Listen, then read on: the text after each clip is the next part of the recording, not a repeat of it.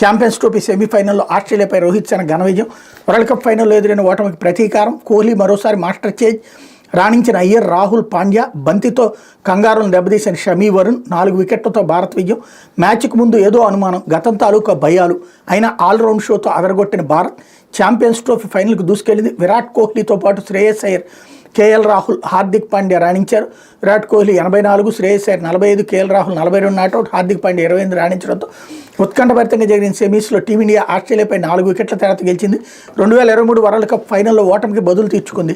రోహిత్ మరోసారి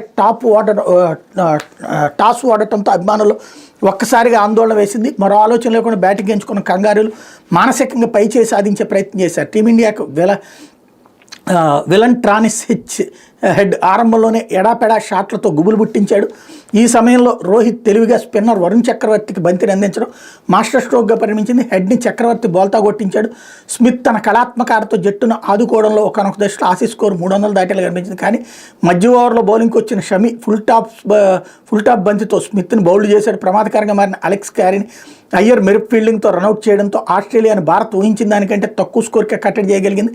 అయితే అనుభవం లేని బౌలర్లు ఉన్న కంగారులు అంత తేలిగ్గా వదలలేదు. కోహ్లీ ఏమాత్రం ఆందోళన పడకుండా స్ట్రైక్ రొటేట్ చేస్తూ కూల్గా భాగస్వామ్యాలు నిర్మించాడు. దీంతో భారత్ 5వ ఈ టోర్నీ తుది పోరుకి చేరుకుంది.